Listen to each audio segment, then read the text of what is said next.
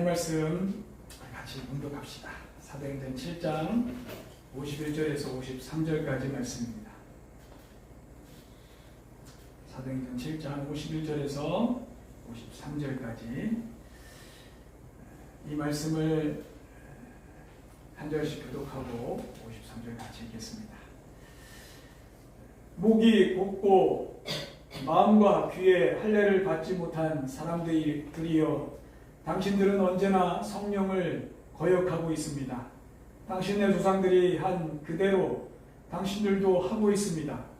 당신들의 조상들이 박해하지 않은 예언자가 한 사람이라도 있었습니까? 그들은 의인이 올 것을 예언한 사람들을 죽였고, 이제 당신들은 그 의인을 배반하고 죽였습니다. 당신들은 천사들이 전하여 준 율법을 받기만 하고 지키지는 않았습니다. 천사의 얼굴 같았다. 저게 목사가 됐죠? 지키지는 않았습니다. 그리고 53절이 맺습니다. 말씀의 제목을 어떻게 세울까 하다가 이렇게 세웠습니다. 그렇다면 나는 구원받겠는가? 이렇게 제목을 세웠습니다. 오늘 말씀이 스데반의 설교로 동족들에게 정말 가슴을 치면서 그들의 실태를 고발하고 담대하게 진리를 전한 것이기 때문에 우리도 이 말씀을 통해서 우리에게 묻는 질문으로 바꿔보자면은 스데반의 설교는 이 질문일 것이다, 이렇게 제가 해석을 했습니다. 지난주에 스데반의 삶에 대해서 배웠고, 복음의 성질, 공격적이고 급진적인 복음의 성질에 대해서 나눴습니다. 그럼에도 우리 스데반은 은혜와 성령이 충만한 그런 삶을 살았습니다.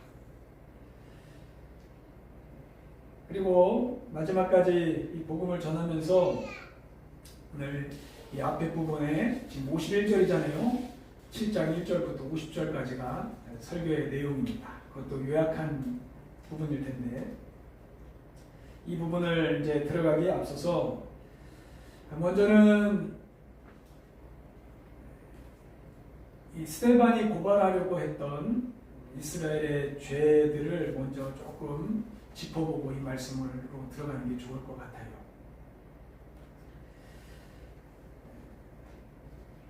예수님도 그러셨고, 구약의 선지자들도 그랬고, 또 이후에 스데반을 비롯해서 12제자들의 설교, 또 바울의 설교, 메시지들을 보면은 공통적으로 이스라엘의 죄 가운데 하나는 선민의식입니다. 아브라함 때부터 쭉 자신들은 하나님께서 택하신 백성이라는 그 마음, 어떻게 좋게 말하면 자존감일 수 있겠는데, 이걸 조금 더 사실적으로 표현하면 엄청난 착각이라고 할 수가 있죠. 아브라함도 택하셨으니 그의 자손인 우리도 당연히 택함받은 존재들이라고 생각을 하였습니다. 그리고 하나님의 축복은 받은 사람들이고, 당연히 구원은 거기까지 생각할 필요도 없어요. 이미 확정이 돼 있고, 이렇게 생각한다는 것이죠. 그 자녀들, 우리의 자녀들을 교육할 때도 하나님의 자녀라는 것을 교육하는 것은 나쁜 것은 아니지만은, 그들이 대대로 하나님의 자녀가 되어서 되는 것이 그런 내용을 가르치는 것이 아니라 그 과정들, 내 죄에 대해서 직면해야 되고, 하나님을 만나야 되고, 나를 도우실 수 있는 분, 나를 구원하실 수 있는 분이 하나님밖에 없음을 알아야 되고, 그것을 실질적으로 경험해 가야 되고, 그리고 나에게 원하시는 하나님의 말씀들을 깨닫고 순종해 가야 되는 이런 과정들이 더 중요하다는 것을 이 구원의 삶을 가르치는 것이 더 중요하죠. 이런 과정이 없는 선민의식은 이스라엘이 가지고 있었던 집단적인 죄성, 지난주에 잠깐 나눴던 이들이 가지고 있던 시대적인 정신, 잘못된 착오, 그런 것이라고 볼 수가 있습니다. 이것을 깨뜨린다는 것이 보통 일이 아닌 것이죠. 예수님도 이것을 계속해서 말씀하셨고, 이후에 사도행전에서도 유대인들을 만날 때마다 회당에서 이 복음을 전합니다. 이들이 가지고 있던 선민의식, 이 죄성, 아브라함 때부터 막연하게 가지고 있었던 그 선민의식, 이게 이스라엘이 가지고 있었던 첫 번째 죄가 아닌가. 두 번째는 그럼에도 하나님이 세우신 리더십들을 따르지 않았어요. 하나님의 말씀을 듣고 온 예언자들을 핍박하고 죽이고 자기들이 가지고 있는 어떤 기득권, 자리들을 지켜가기 위해서 이들이 혈안이 돼서 그게 역사적으로 한 번도 변하지 않고 그렇게 쭉 걸어왔다는 거예요. 결국에는 하나님께 순종하지 않았다는 거예요. 그들이 하나님께 선택받았다고 생각하면서도 결국 진리는 따르지 않는 거예요. 그 흐름으로 예수님도 십자가의 못을 박습니다. 우리의 영원한 리더로 보내신 예수님을 이들이 못을 박죠. 이것이 하나님을 따르지 않는 리더십, 우리의 주인이신, 주님이신 하나님을 따르지 않은 것이 이스라엘의 죄, 하나님을 알면서도 따르지 않은 죄. 세 번째는 성전에 대한 맹신입니다. 자신들이 보유한 성전만이 하나님께서 임재하시는 장소라고 생각하는 것이죠. 그리고 그것을 보유하고 있다라는 그 자만, 그것을 보유하는 것은 좋은 것이지만은 그렇다고 해서 그게 모든 것을 보장해주지 않는다는 것이죠. 마치 이 시대에 유명한 교회 다니고 있다고 뻥기고 있는 것과 비슷한 거예요. 얼마나 무서워요? 나 그 교회 다녀? 그러고 뻥기고 있는 거예요. 이 성전 보유에 대한 맹신이 정말 위험한 것은 성전 밖에서의 삶에 대해서 그게 옳지 않음에도 불구하고 잘못됨에도 불구하고 이 성전을 보유하고 있다는 그것이 만병통치약처럼 생각한다는 거예요. 그냥 교회 다니니까 하는 것과 비슷한 거예요. 성전 안에서 잘하면 거기서 직책도 받고 거기서 봉사도 하고 꾸준히 예배도 드리고 뭐 그러면은 다 해결되겠다라는 생각을 가지고 산다는 것입니다. 그리고 이 성전이 없는 외국인들은 너희들은 자격이 없다라고 그렇게 여기는 것이죠. 그와 같은 맥락으로 율법에 대한 맹신이 있습니다. 똑같이 성전과 율법 같은 맥락인데 율법을 가지고 있고 지키고 있으니 그것을 지키지 않은 사람들을 무시하고 자기들은 그 몇 가지 지키고 있다는 것 가지고 우리는 됐다 이렇게 생각을 했다는 것이죠. 이것이 오랜 역사 동안 아브라함 때부터 쭉 예수님이 오실 그 당시까지 그리고 예수님 오신 이후부터 지금의 교회의 역사 가운데 여전히 흐르고 있는 죄된 성질, 하나님을 알면도 불구하고 쉽게 빠질 수 있는 죄의 모습들이라는 것을 구약 성경과 신약 성경을 보면서 알 수가 있습니다.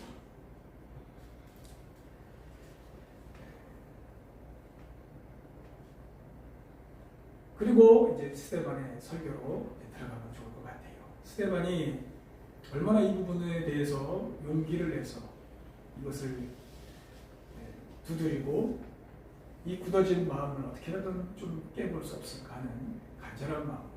내가 이거 전하면은 지금 이 분위기상 죽을 수도 있을 것 같은데 지금 용기를 내서 이 복음을 전합니다. 이 앞에 50절은 진짜 이스라엘의 역사예요.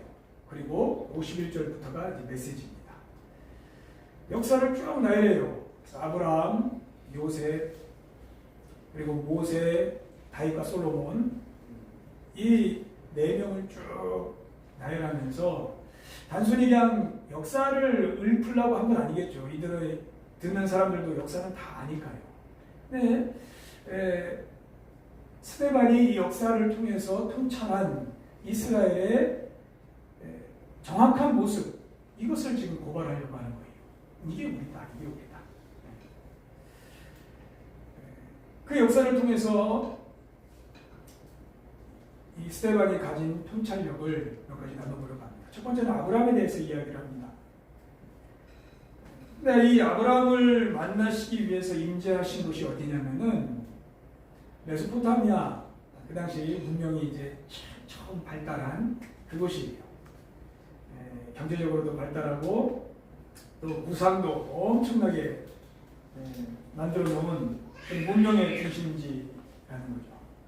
그리고 더군다나 그 가정은 다른 신을 섬기기 위한 그 우상들, 돌을 깎는 그런 가정이에요. 어떻게 그 가정이 그렇게 되는지 몰라도 어쨌든 그런 가정에서 하나님을 두려워하는 한 사람이 있었으니 그게 아브라함입니다. 그를 만나시려고 하나님께서 그곳에 임하셨다는 거예요. 그리고 지시하는 땅으로 가라. 중간에 하란이라는 지역에 머뭅니다. 거기서 아브라함의 아버지가 죽어요.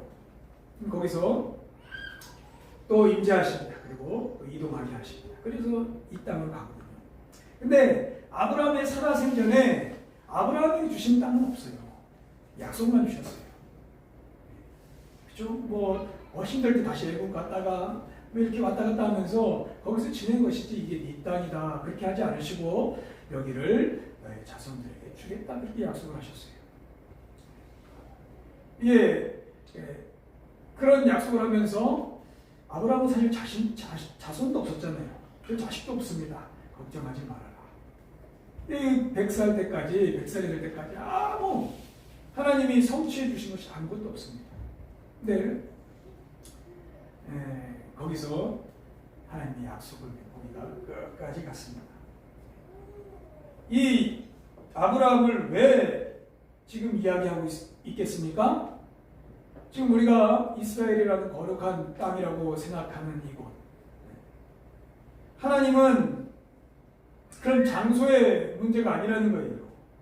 하나님은 사람을 보시는 거고 하나님을 두려워하는 마음과 순종하는 믿음을 보시고 그 인생과 함께 하셨다는 것을 이미 우리 조상이라고 여기는 아브라함이 그렇게 살았다.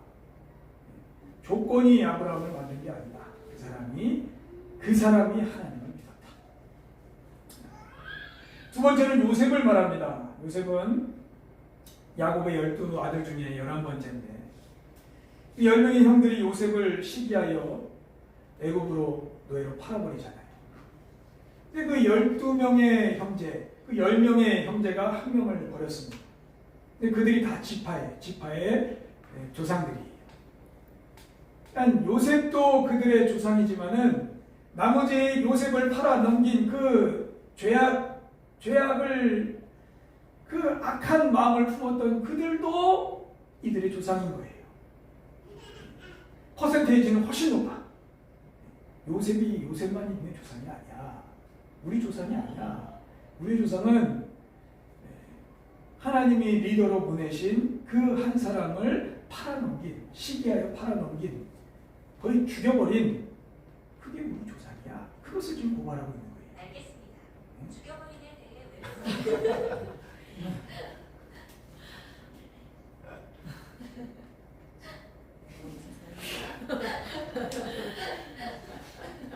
이게 문제네. 그래서 이 요셉을 통해서는 이스라엘 전체가 다 믿은 것이 잘못된 것이 아니다.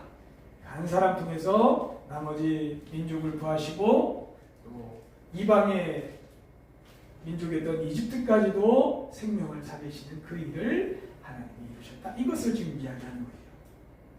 그리고 나아가서 예수님까지도 결국 너희들은 예수님을 못 박은 존재들이야. 그러니까 똑같아. 요셉은 구약 성경이 예수님의 표상이거든요. 표상. 요셉이 예수님이라는 것이 아니라 그의 삶이 다 예수님의 모습이에요. 예수님의 삶. 그러나 하나님은 그 한 사람을 통해서 구원하시는 예수님의 모습입니다. 세 번째로 거론한 사람이 이제 모세예요. 모세. 이집트에서 이제 하나님이 약속하신 대로 아브라함의 자손들이 별과 같이 많아졌습니다. 큰 민족을 이루었습니다. 그리고 이제 그 약속하신 땅으로 옮기시려고 택하신 사람이 모세예요. 리더. 그래서 애굽은 이스라엘을 이렇게 사람이 많아졌다고 학대했지만 하나님이 그것을 또 활용하셔서 모세를 왕궁으로 들여보내십니다. 그리고 엄마도 같이 따라가게 하셔요. 그래서 하나님을 배우고 그 당시 최고의 당대의 지식을 배우게 하십니다. 그리고 힘도 주셔요.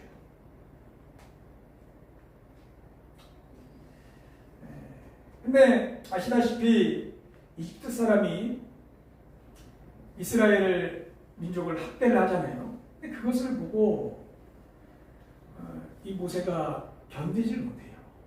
그가 이것을 보고 견디지 못했다는 것은 그의 성장 과정에서 여전히 하나님의 율법을 배우고 이 민족을 사랑하는 그것을 알고 하나님의 자녀들을 함께 사랑하는 이것을 계속해서 품고 그것을 보았을 때 참지 못하고 결국 이집트 사람을 죽입니다. 근데 며칠 뒤에 이스라엘 사람들끼리 싸우고 있는 것을 보고 모세가 찾아가잖아요. 왜 우리 동족들끼리 싸우냐고. 근데 그 백성들이 뭐라 그랬냐면은 너를 우리의 지도자와 재판관으로 세웠느냐? 네가 뭔데? 너 그래봐야 너 살인자잖아. 그래요. 거기에 모세의 모든 마음이 무너집니다. 사실 하나님이 80살에 모세를 딱 아무 계시도 없이 아무것도 없이 80살에 딱 부르셨을 것 같아요? 그렇지 않아요. 거기서 품은 마음은 하나님이 주신 마음은 어려서부터 동족을 사랑하고 이 민족을 위해서 헌신하고 여기서 어떻게 하면 우리 하나님의 이름이 드러날까를 계속 궁리했던 사람입니다. 근데 그 자기 동족들에게 배척을 당해요. 네가 뭔데 지금? 너 뭐야? 이래요. 살인자 주제. 거기에 모든 마음이 무너집니다. 그리고 두렵습니다. 그래서 도망간 거예요. 도망가서 40년을 내 인생이 뭔가 그러면서 40년을 지낸 거예요. 그런 그를 하나님이 다시 부르셔서 이 이스라엘 백성을 탈출시키십니다. 구원해내십니다.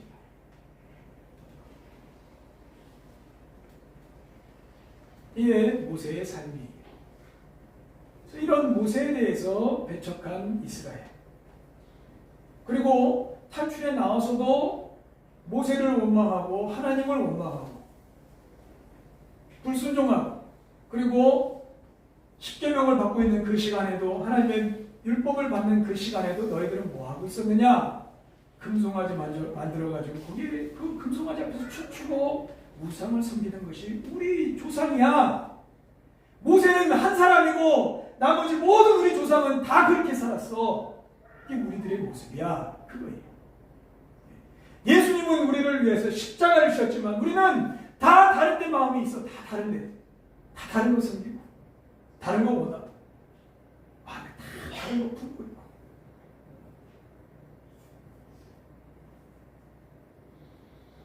이것을 지금 모세를 통해서 또 고발합니다.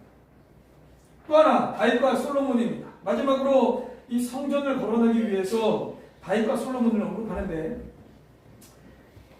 이 광야에서 하나님이 성막을 만들게 하셨습니다. 그래도 너희들이 이곳에 와서 너희들이 예배를 드리면 내가 거기서 임재하고 거기서 너희들과 만나겠다. 너희들이 기도를 듣겠다.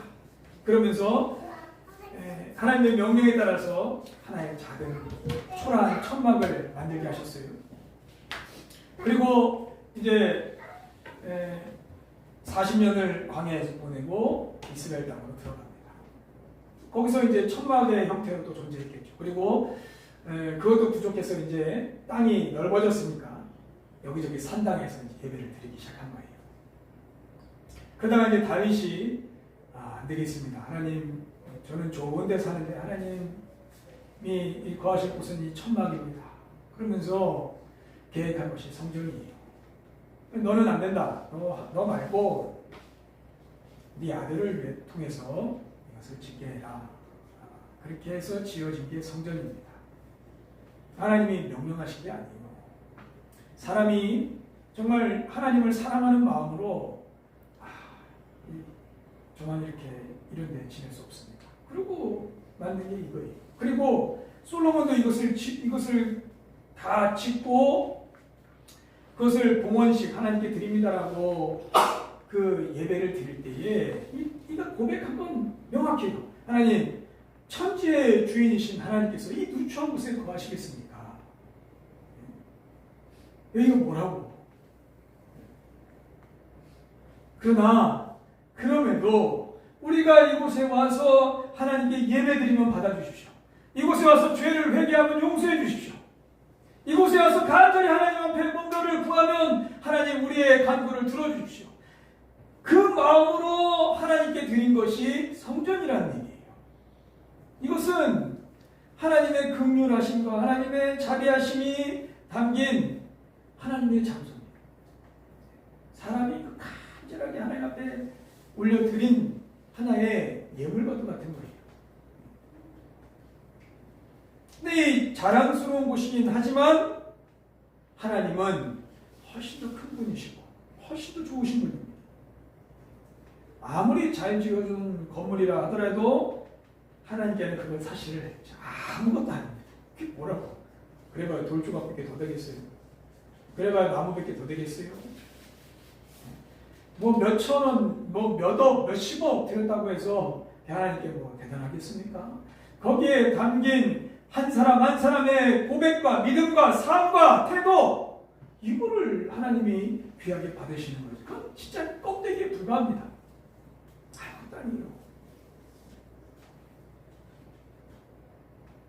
스데반이 연구한 나의 민족, 우리 이스라엘 백성은 도저히 선민도 아니고 자격이 있어서 하나님이 불러주신 것도 아니고 보안이 성전도 하나님의 긍휼히 여기시고 지어진 것이고,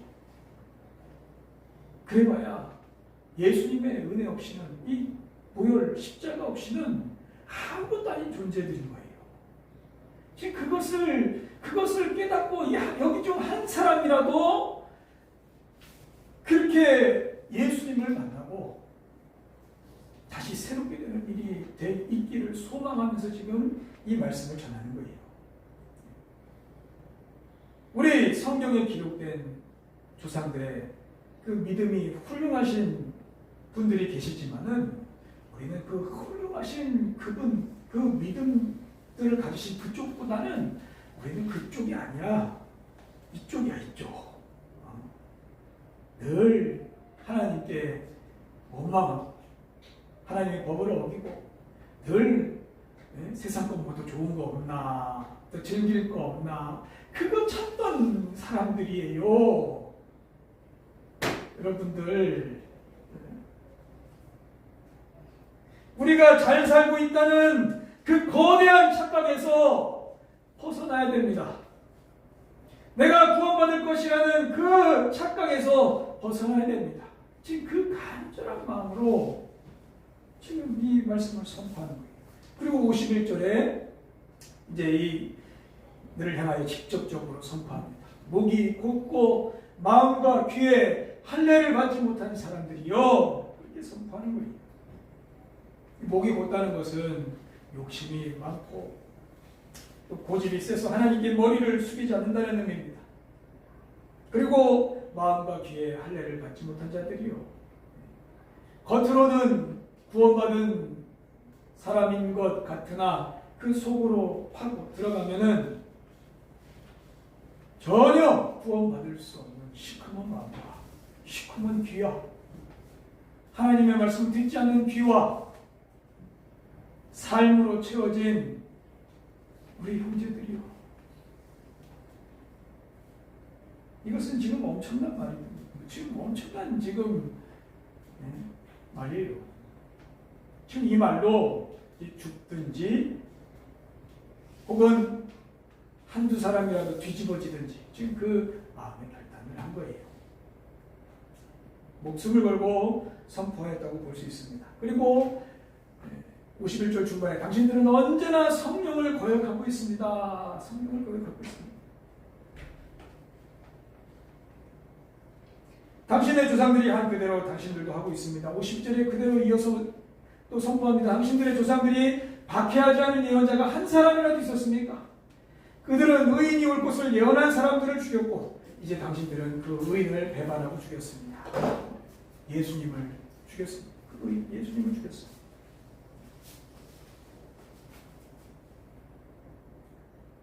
그리고 53절 당신들은 천사들이 전하여 준 율법을 받기만 하고 지키지는 않았습니다. 그렇게 이들 앞에 선포합니다. 한 사람이라도 구원받기 원하는 그 간절한 마음으로 우리가 이래가지고는 절대로 구원받을 수 없습니다. 우리가 잘 살고 있는 거대한 착각에서 벗어나서 하나님 앞에 회개해야 됩니다. 이것을 지금 선포하는 거예요. 이때 지금 스데반이 동족들에게 메시지를 전하고 있지만은 사실 이 메시지는 이 성경을 읽는 우리들에게도 주시는 동일한 메시지예요. 그래서 이 설교를 우리 시대에 맞게 해석할 필요가 있습니다. 우리 시대에 맞게 제목을 바꾼 것도 이것입니다. 나는 구원받겠는가? 이 설교를 토대로 세 가지 해석을 하려 합니다. 구원에 대한 막연함, 당연히 구원받지 않겠나 하는 이 거대한 착각에서 벗어나야 한다는 것입니다. 이게 첫 번째 해석입니다. 우리도 똑같습니다. 이스라엘 백성과 똑같습니다. 나는 목사니까 구원받지 않겠나 하는 그 얼토당토하는 그 착각. 예배 드리니까 난 하나님을 아니까 기도도 힘들 때 기도도 하니까 나는 구원받지 않겠는가 하는 그 착각에서 다 벗어나라는 거예요. 벗어나십시오. 부목사 시절에 신방을 다니면서 가장 어려웠던 갈등이 뭔지 아십니까? 신방 가서 구원에 대한 메시지를 전하면 다 안 좋아해요. 안 좋아해요. 난 구원 받았는데 지금 이 목사가, 이 젊은 목사가 와가지고 지금 뭔 이야기를 하고 있나? 당연한 이야기를 못하고 지금 하고 있나? 그 느낌이 안 좋은 기분이. 좋은 마음으로 저를 받아들였다가 말씀을 듣고 기분이 안 좋아.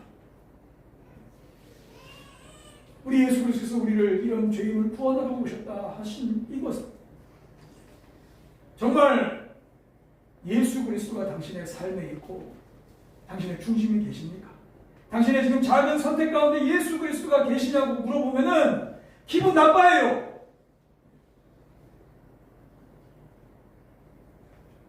그 긴장감이 엄청납니다. 그들 중에서도 정말 구원을 물어보고 하나님 나라의 소망을 물어보는 것에 대해서 감사하고 영적으로 기뻐하시는 분들도 계셨습니다. 그리스도인이 구원에 대하여 이야기하고 확인하고 소망하는 것이 껄끄러운 이야기, 부담스러운 이야기가 되어서 되겠습니까? 성경은 다 그 얘기인데.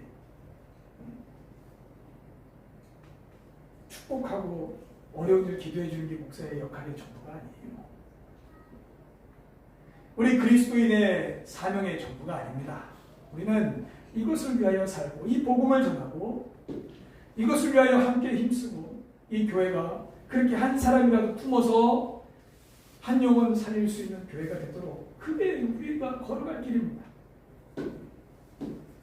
지금 스데반은 그거 하고 있는 거예요. 지금 그거 하고 있는 거예요. 이들하고 적당히 좋은 얘기해서 위기 모면하고 그렇게 살려는 게 아니라 그 한 사람이라도 구원받기를 소망하는 간절한 마음으로 지금 전하는 거예요. 제가 두려운 것은 저도 하나님 앞에 섰을 때에 상급은커녕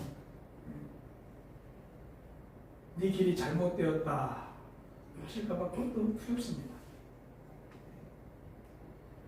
더불어 우리 성도들이 하나님 앞에 섰을 때 그 삶이 하나님 앞에 받아들여지지 않으면은 그 책임을 저에게도 물으시겠구나, 나에게도 물으시겠구나 하는 그 두려움이 있어요. 목사들 교회 꾸려가는 사람이 아니에요. 앞에서 가지고 설교나 하는 사람이 아닙니다. 그 두려움, 은퇴하는 그날에 그래도 하나님이 그것을 나의 사역을 귀하게 받아주시고 축복해 주시겠구나. 그 두려움이 있어요. 그래서 우리가 이 구원의 길에 대해서 확신도 해야 됩니다. 근데 그 확신은 하나님에 대한 확신이에요. 나를 구원하실 수 있는 하나님이시라는 그 확신이 필요합니다. 그러나 이런 나를 구원해 주시겠는가? 내가 이렇게 살고도 하나님이 야, 지구가 너 잘 살았다 하시겠는가?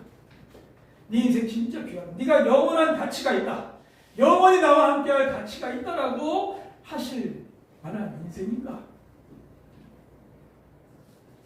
이것을 우리 교회가 함께 물어가고 여기서 함께 두려워할 줄 알고 우리의 삶을 함께 점검해 가는 것이 이게 교회에 일어나는 생명력이에요. 생명. 두 번째 이 시대에 주시는 메시지는 우리가 교회니까 마땅히 하나님이 함께 하시지 않겠는가 하는 막연한 질문입니다. 교회니까 이 거대한 착각에서 벗어나자는 것입니다. 하나님께서 어디에나 계시라는 것과 함께 하시는 것은 다른 맥락이에요. 어디에나 계십니다. 그러나 함께 하시는 것은 완전히 다른 이야기예요. 하나님은 죄인들도 다 지켜보십니다. 그러나 하나님께서 함께 하시는 사람이 있어요. 함께 하실 자를 찾으시고 함께 하실 교회에 무게를 늘 달아보십니다. 사람 수가 아니에요. 우리가 모인 교회가 하나님께 합당한 무게가 되는가? 지금 우리 모인 인원, 하나님께서 묶어주신 우리들의 어떤 평균적인 무게가 있을 거 아니에요. 하나님이 재어보실 무게, 진짜 교회가 맞는가? 하나님이 세우시고자 하시는 교회가 맞는가 하는 그 무게가 나올 거 아닙니까? 다 재십니다. 이단들만 심판받는 게 아니에요. 교회도 심판받습니다. 번듯한 교회 같으나 목이 고든 교회, 순종하지 않는 교회 심판받습니다. 교회는 그래서 늘 한시적이에요. 지금까지 2000년의 역사가 쭉 흘러갔지만은 한시적이에요. 계속 가서 대를 이어받고 이런 거는 이게 드물어요. 100년 된 교회 엄청난 교회예요. 지금 다 터만 남았어요. 초대교회, 터키의 에베소 교회, 수많은 교회들 보면은 다 터만 남았어요. 그 시대의 역할을 감당하고 다 사라졌습니다. 우리도 우리 세대라도 지금 우리 모이게 하신 이 세대라도 하나님 잘 믿고 하나님이 기뻐하시는 교회가 되면 그것으로 대단한 거예요. 그리고 진짜 우리 자녀들이 이 믿음을 보고 하나님께서도 인정하시고 자녀들도 그것을 잘 배워서 우리 자녀들 세대가 하나님이 기뻐하시는 공동체를 이렇게 이루어가면은 그거는 지금 놀라운 기적이에요. 놀라운 기적. 상당히 행복한 일입니다. 그래서 교회라고 해서 하나님이 당연히 함께 하시지 않겠는가 하는 그 거대한 착각에서 벗어나십시오. 하나님 앞에서 우리가 잘 살아야 돼요. 진짜 잘 살아야 돼요. 거기에 대한 두려움이 늘 있습니다. 세 번째는 순교자의 정신, 순교자의 신앙을 우리가 배우자는 것입니다. 죽으면 죽으리다 하는 이 순교자의 신앙, 스데반의 순교자의 신앙. 잘 먹고 잘 살고 내가 성공하고 이런 시대적인 분위기 속에서 내가 하나님을 위해서 내가 바르게 믿었으면 믿었지 이 부분에서 내가 타협하지 않는다. 그런 부분들이, 그런 기준들이 점점 더 세워져 가는 것을 의미합니다. 죽었으면 죽었지 예수님 안 믿는 사람인 것처럼 인척하고 내가 살진 않겠다. 죽으면 죽었지 내가 복음에 합당하지 않는 삶을 살지 않겠다. 내가 복음 전하지 않는 그런 삶을 살지 않겠다. 죽으면 죽었지 하나님이 기뻐하시는 삶을 선택하면서 살겠다 하는 그 순교자적인 신앙이 있습니다. 근데 이것은 순교자들만 가지고 있는 신앙의 모습이 아니에요. 진짜 하나님의 사람들, 하나님을 따른 하나님의 제자들, 하나님의 자녀들, 진짜 그리스도인은 다 이 마음으로 삽니다. 내가 이 세상에서 내가 죽으면 죽었지 내가 이것하고 타협하지 않는다. 이것과 내가 섞여서 살지는 않겠다는 그 신앙으로 살아요. 그 가운데 죽는 사람도 있었고 그 가운데 고통받는 사람들도 있었고 그 가운데 그래도 하나님이 또 어떻게든 이렇게 해가지고 열매를 맺은 사람들도 있었고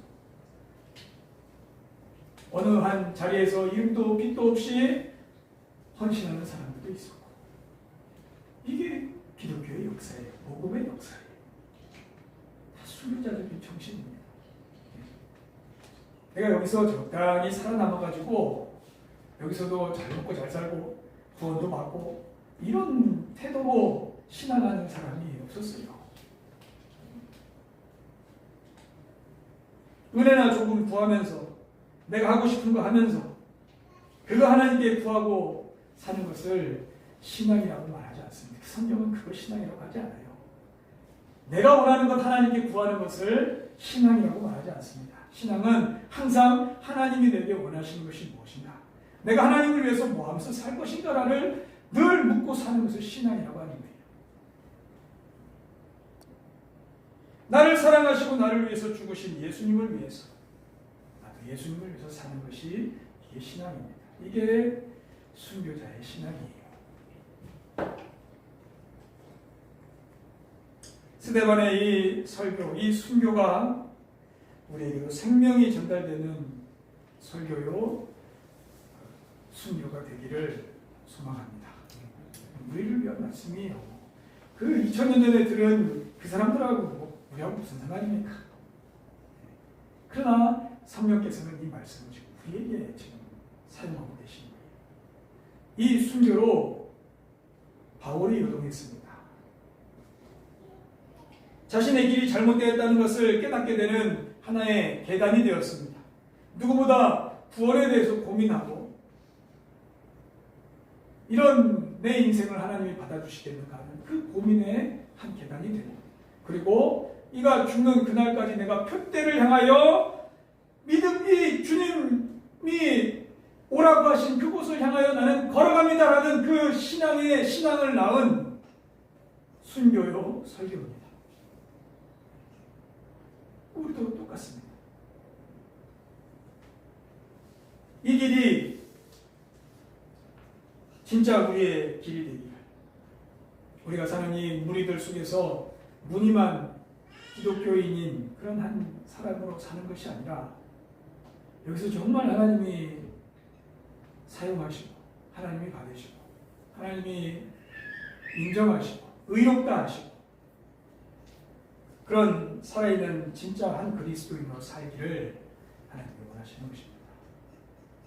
이 긴 장황한 아브라함, 요셉, 아니고 또 모세, 또 다윗, 솔로몬 이게 아니라 스데반을 통해서 새롭게 해석이 된, 새롭게 선포된 이 역사, 그리고 이 역사가 우리에게 전해진 메시지.